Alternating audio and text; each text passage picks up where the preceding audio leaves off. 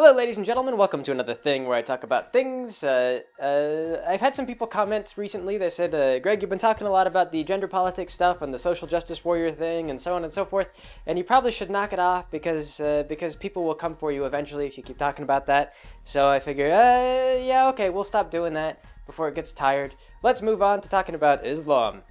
No, the reason I actually do this is because I'm planning to get married to Kenza, and Kenza is Danish, but her family heritage is from Morocco, and Morocco is predominantly a Muslim nation, Muslim country. It's their most widely practiced faith, and so Kenza, she is also a Muslim, and it's very important to her. But there's been a lot of tension in Denmark, particularly. I know across a lot of Europe, just between not actually exclusively Muslim people who practice the Islamic faith, but also just against Middle Easterners in general have had a tough time in Denmark and a number of other countries. It's harder to find work when they immigrate there. It's kind of tough. For example, though, there's also been political tension. One of the political leaders in Denmark said we need to get rid of all the Muslim people in Denmark because they're eating all the lemon squares at the hospitals, which was met with some measure of outrage. A lot of people then cooked up a bunch of lemon squares and sent it to this politician's house. So she got thousands and thousands of lemon squares after she said that. They're like, oh, I'm so sorry, we're ruining your country. Here's all the lemon squares to make up for that. And that in Denmark was also where they had that cartoonist who drew the picture of Muhammad with the bomb in his turban, and which led to a bunch of protesting, and there were riots and angry people. And yes, Kenza told me that when she was a kid, it's gotten better. She said, as her sister hasn't dealt with as much trouble, her little sister. But when she was a kid, she had rocks thrown at her, and she got teased because she was Muslim. And she was different, she had darker skin, and so she got picked on. So it's important to her, and she talks to me about it sometimes.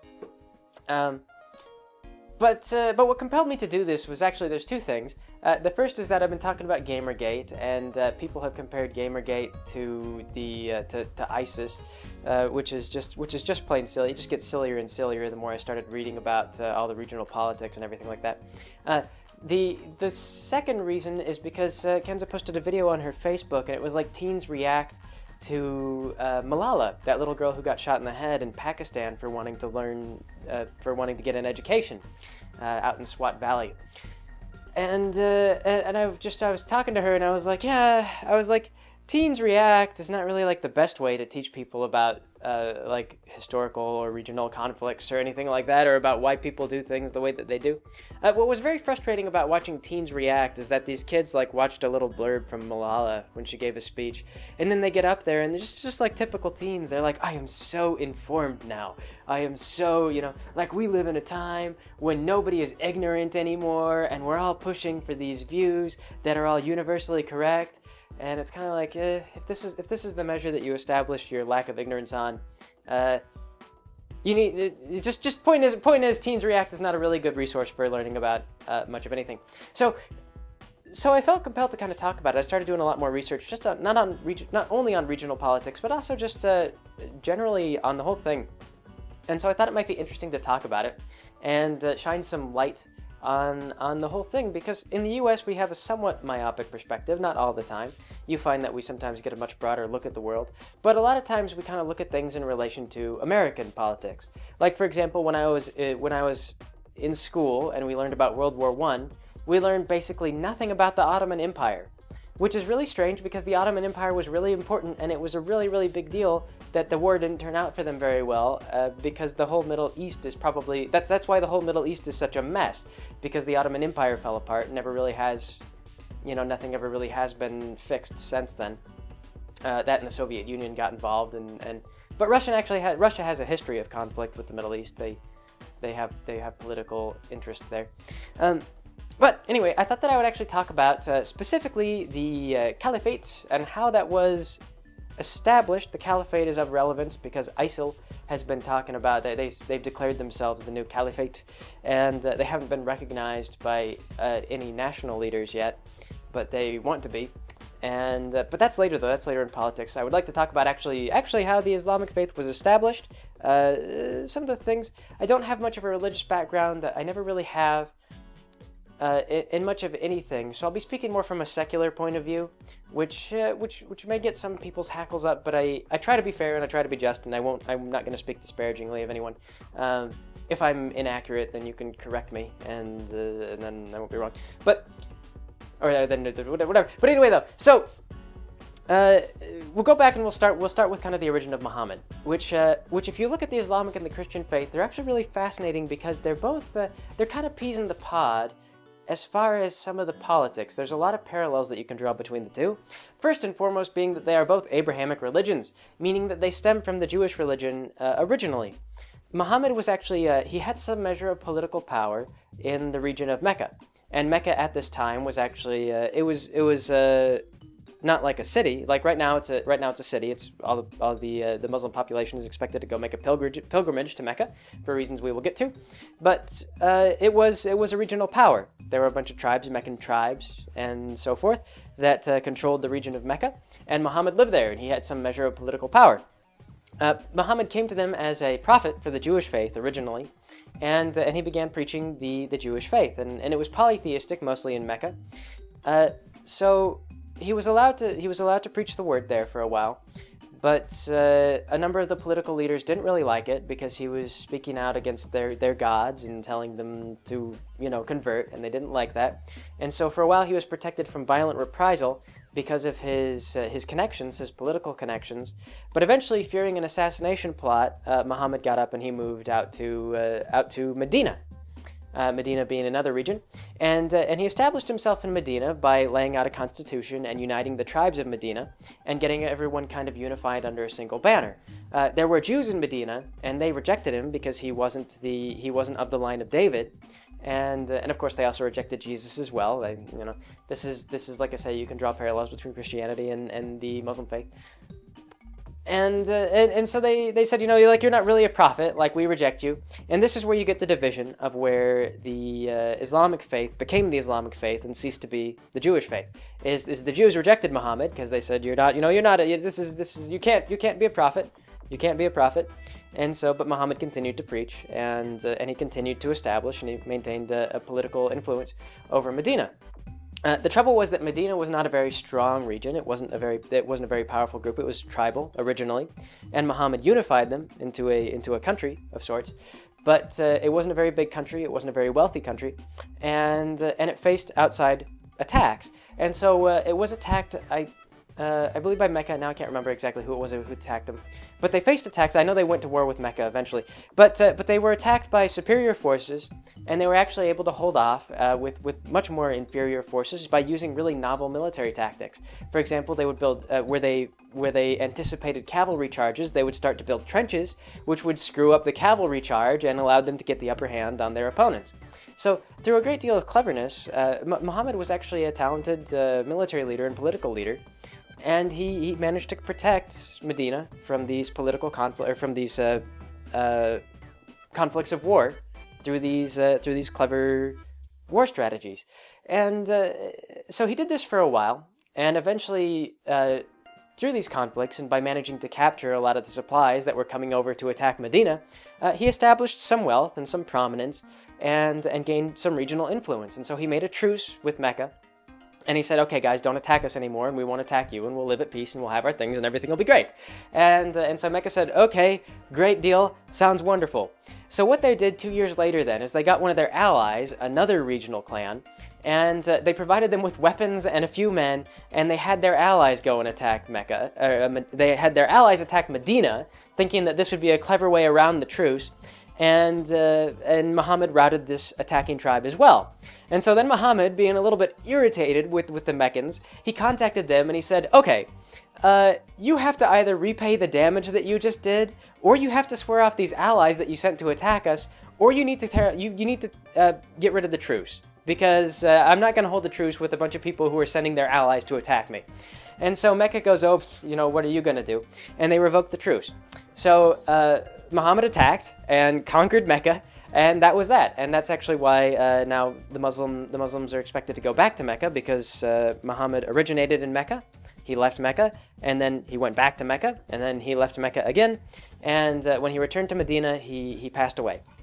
And when he passed away, he said, give away all my earthly possessions. and that was that. So, or not okay, well, not exactly. That was that in a rather truncated fashion. So that was how the faith was really established at its roots. But the thing about conquering Mecca was that it turned out that Mecca actually had a lot of political enemies, not just from Medina, who they had picked a fight with on their own terms. There was a bunch of other tribes that also kind of were eyeing Mecca and thought it was really prime real estate.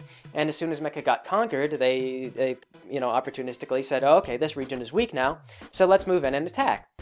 So gradually, Muhammad's empire, they got in a lot of conflicts with these just regional tribes that were, like I said, places would get weaker. There were conflicts and so on and so forth.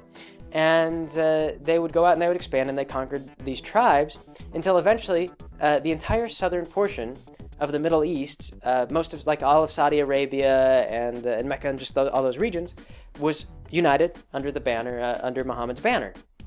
And this is very similar. Like, people complain about this. They say, like, oh, Islam's not a religion of peace. You see people who get into that because they don't like the Islamic faith.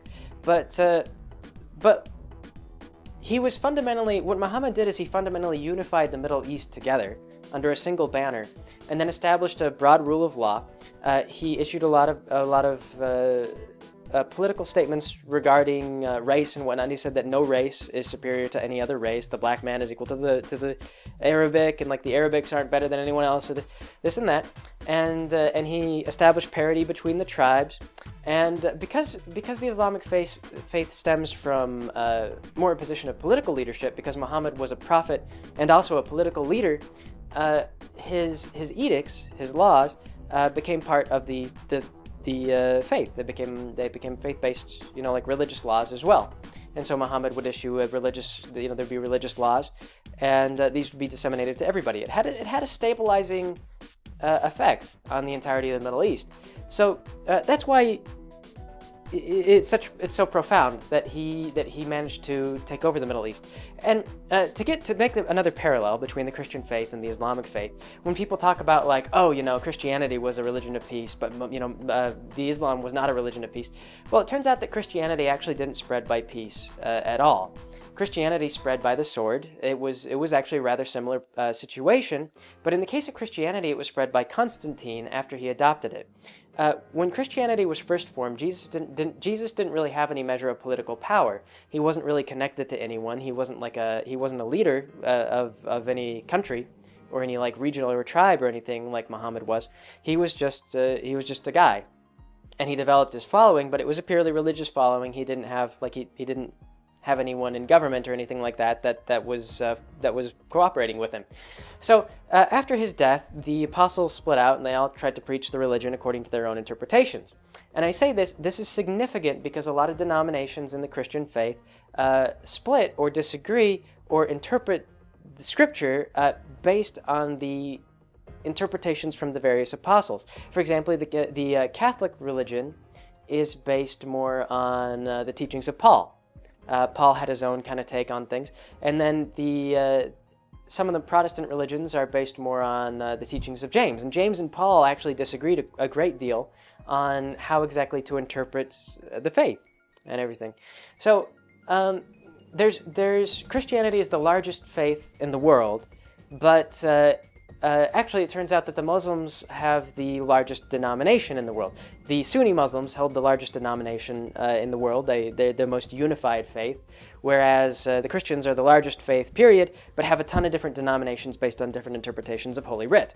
So anyway, though, Constantine, he was the one who actually really expanded the Christian faith and made it grow. If you look at a historical map of where Christianity was before Constantine, it was basically not on the map. They had little pockets in certain places where it was very popular, but it wasn't spreading, and a little bit it was, but not very quickly. It was mostly through family lines. It wasn't until it became the official religion of Rome, and Constantine spread out borders through conquest that the faith actually grew and became the staple of Western culture. So yes, politics, warfare, believe it or not, it's integral to both faiths. And the only ones who kind of got screwed through all this were the Jews, who wound up, they didn't really have a major political leader step up on their behalf, so they enjoyed many years of crap afterward. But anyway, though, so that's that. To get back to the discussion of the Caliphate, like I say, that whole region that Muhammad took over, that was called the Caliphate, and the person who his successor was referred to as the Caliph. And Caliph basically just means steward or successor. It's kind of as a rough translation. And this is where you get the split between the Shias and the Sunnis.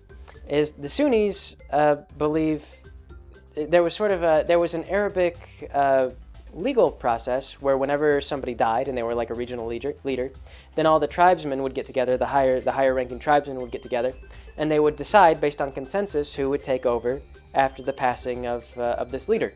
And so when Muhammad died, they got together, and through consensus, they agreed on the next caliph. This is how the Sunnis went. The Shias, however, believed that the successor to Muhammad's legacy should be chosen directly by God, and they believed that the fourth caliph recognized by the Sunnis is the caliph that the Shias recognize first. So this is the split. The Shia are a little bit more, broadly speaking, they're more focused on a more literal interpretation of Scripture and a slightly stricter following of the law, of the religious laws. Whereas the Sunnis are a little bit based, it's kind of more like the faith is somewhat more for the community, and you follow the laws, but there's a little bit more secularism, you could say.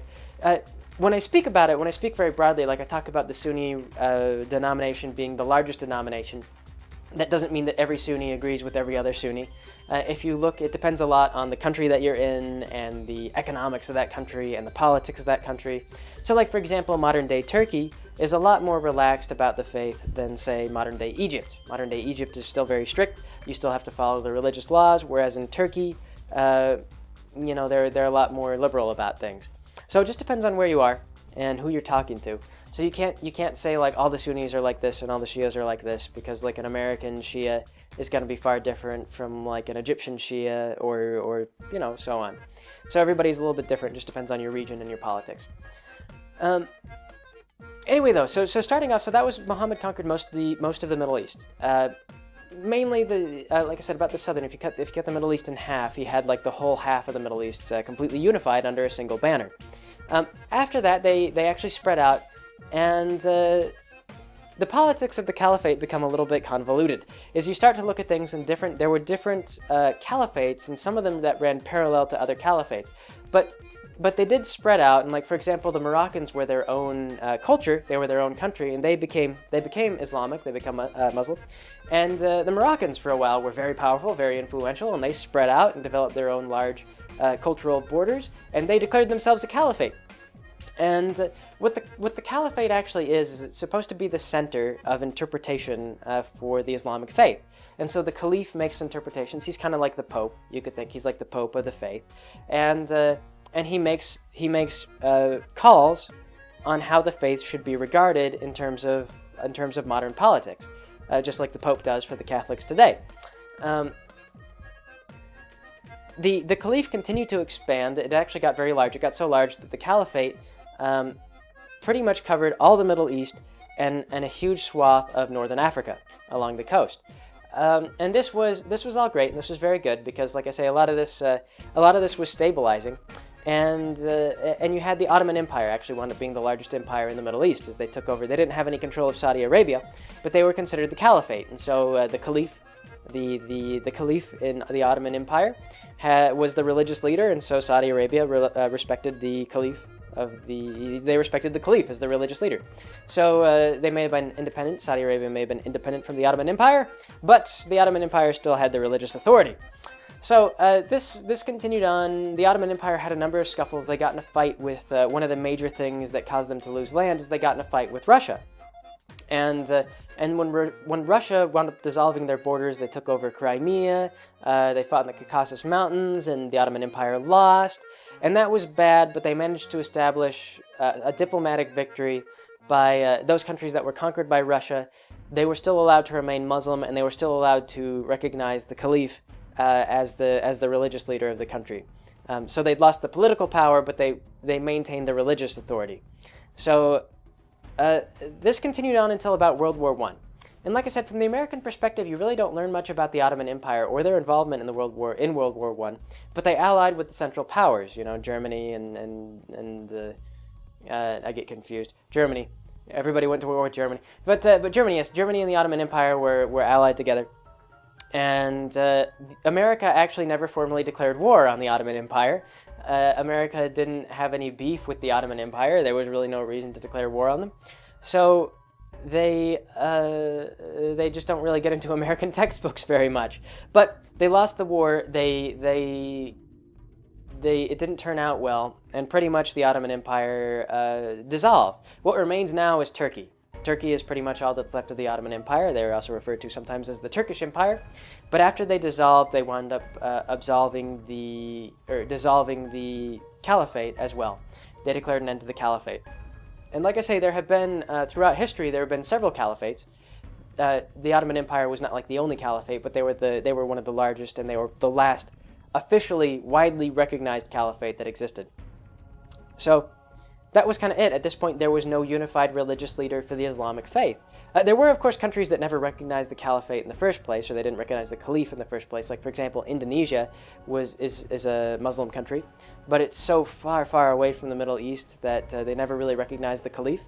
They may respect the caliph, but they didn't rely on the caliph for political stuff because they're too far away. It was unrealistic to have anyone sail a ship all the way out to the Middle East to ask the caliph what he wanted. So some countries never really relied on the caliph in the first place, and so they dissolved the caliph, and now there is no officially recognized religious leader. So this was a big deal. This was actually a huge thing because you had this stabilizing force. It's like if the Catholic Church just suddenly ceased to exist one day. If the Pope just got up and said, you know what, we're done, and they just packed it all up, and that was it. There's no more Pope, no more Church, no more central authority for the Catholic religion. It would be a huge deal in the Catholic society, and the dissolving the Caliph was a huge deal in Islamic society. It was just like, that's it. But they did it because the Ottoman Empire lost so much ground that fundamentally, before they had controlled everywhere except for Saudi Arabia. They controlled basically the entire Caliphate, and after World War I, they lost all of that land. And so they no longer had any regional influence, and nobody did, in fact, because Europe had conquered so much of northern Africa, and they'd gotten so involved in the Middle East that nobody in those regions really had any widespread control. The place was effectively destabilized, and that was it. There was just the Caliph really didn't have any influence anymore, so they just dissolved the Caliph. So that's also why Moroccan, there's a lot of French in Morocco, because after World War I, like I said, the Ottoman Empire lost all their holdings, and then the French took over stuff. French was like, I'll take Morocco. So yeah, you got this is what happened, and they essentially took a rather unified country, the Ottoman Empire, a rather unified empire, and then smashed it into pieces. And ever since then, it has been a complete mess in the Middle East.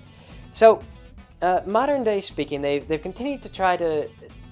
The Quran and Islam is still used as a source of law, but like I say, it varies by country on how strictly they interpret it.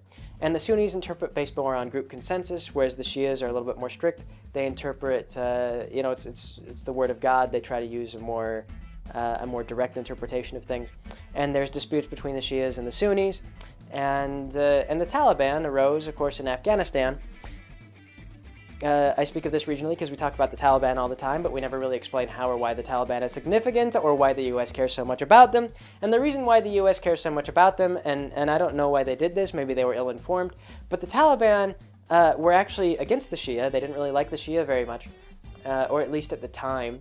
And the U.S. saw this as a positive thing because the Shia were they were more fundamentalist, and so the U.S. provided a bunch of support for the Taliban because they thought the Taliban were fighting, extremist elements, and of course also too the Soviet Union had a lot of control in the Middle East, and the Taliban were not really on a team with the Soviet Union. They didn't really like the Soviet Union, so the U.S. came in, provided aid to the Taliban because how could this go wrong? And it turned out that the entire time the Taliban were very strict. They were rather extreme, and yes, there was not really any, as far as extremism went, there wasn't really any benefit to supporting the Taliban. So the U.S. realized this. It bit them in the ass when Al-Qaeda, a militant branch of the Taliban, or rather, they're separate. Al-Qaeda is related to the Taliban, but they're not exactly the Taliban. You could think of them as like a military group that was strongly allied to the Taliban. The Taliban worked with them to conduct operations against groups that they disliked.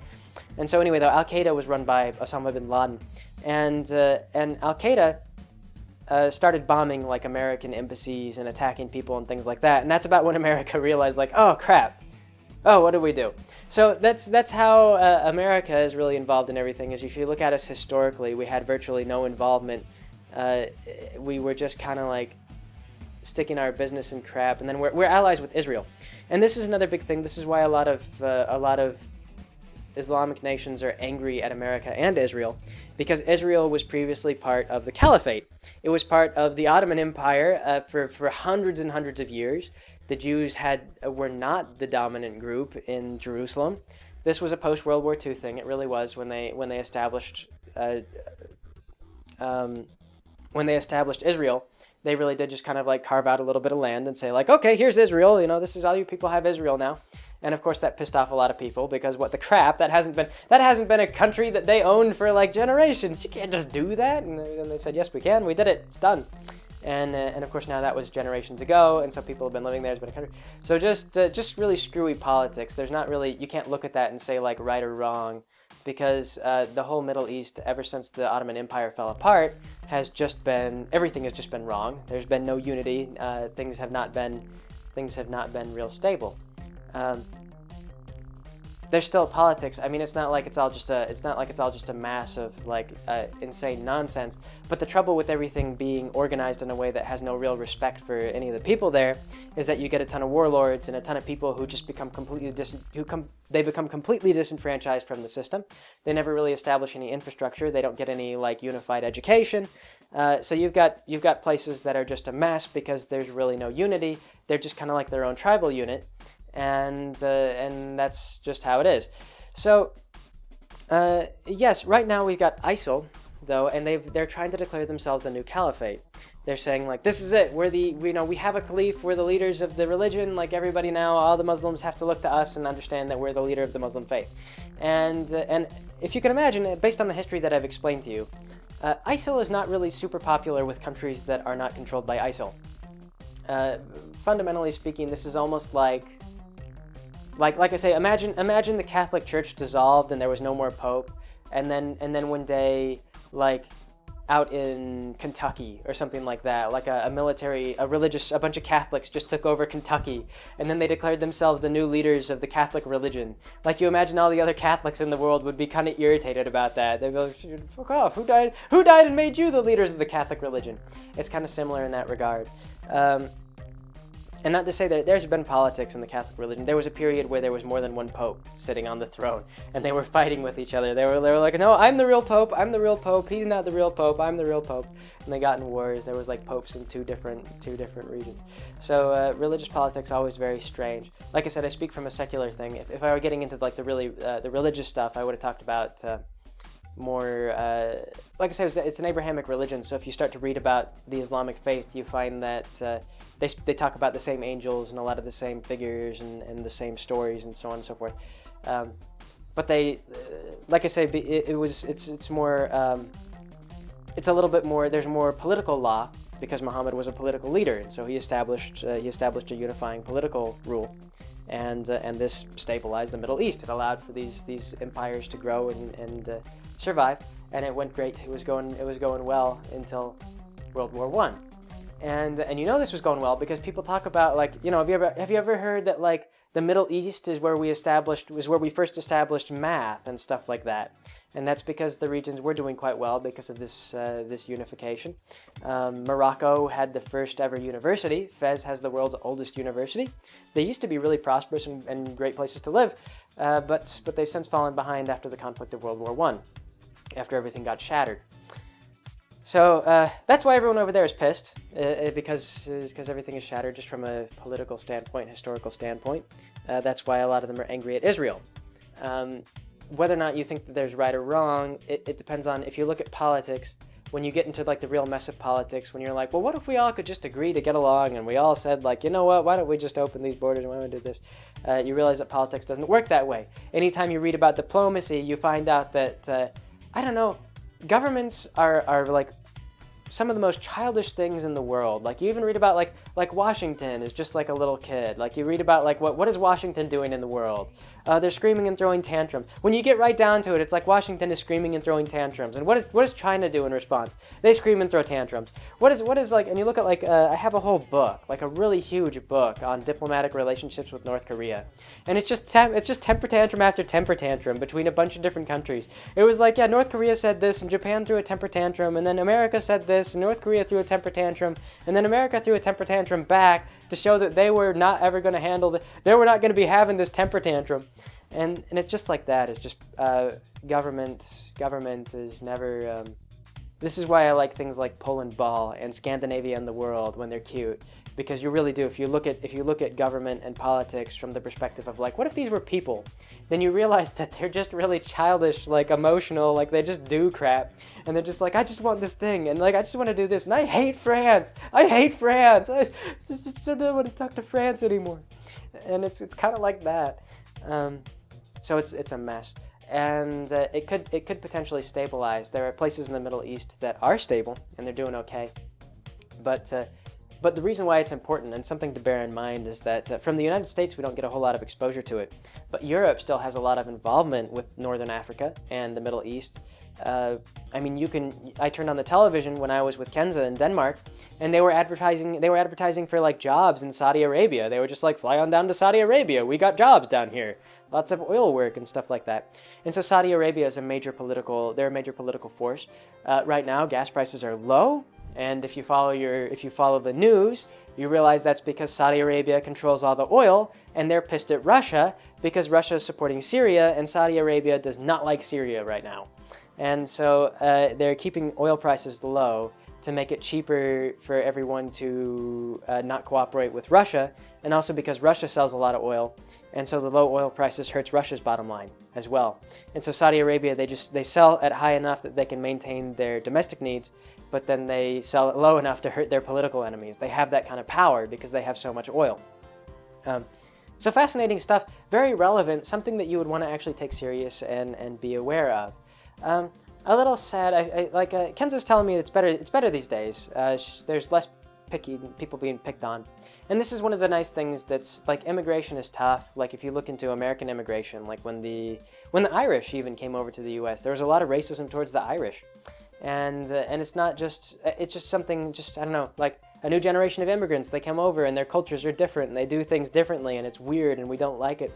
And it usually takes about a generation or two to smooth out. It takes a while for that sort of stuff to smooth out and for people to get used to each other.